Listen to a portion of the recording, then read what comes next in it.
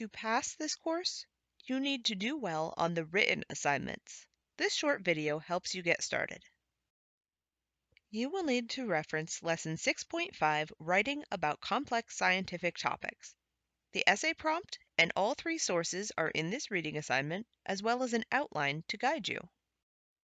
For this assignment, you can't just summarize what you learned, only discuss one relationship described in the prompt, or focus on the cause and effect described in one source only. None of these would be enough to meet the requirements. You have to describe all three of the relationships listed in the prompt with evidence from the sources to support your claims. To address all three parts, you will need to use information from all three sources given. Each body paragraph should discuss one of the points given in the prompt: the relationship between human activities and ocean acidification, how the acid in the ocean affects oysters and oyster farmers, and how making changes to human activities could affect the oysters. You will need evidence from more than one source in each paragraph as you describe these relationships. Don't forget to cite the sources every time you use evidence from the sources. Having both in-text citations and a works cited page can often make the difference between a passing grade and a failing grade.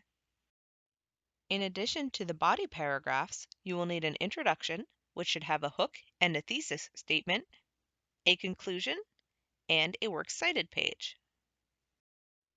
We know that you don't have any background knowledge on ocean acidification or oyster farming. That's why this is a great topic for showing the skills you learned in this lesson.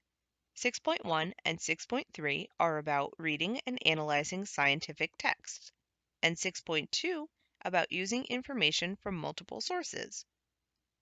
You can also practice the whole process in 6.4 before doing the graded work in 6.5. Be sure to reference the MLA Citations Help page under Optional Study Materials and review the plagiarism reading assignment. Be sure to reference the MLA Citations Help page under Optional Study Materials and review the plagiarism reading assignment. Once you have all 5 paragraphs written, be sure to use Revision Assistant to get suggestions on improving your writing. Note that Revision Assistant checks for writing quality, not whether you have met the criteria. You will have to use the instructions and rubric to determine that.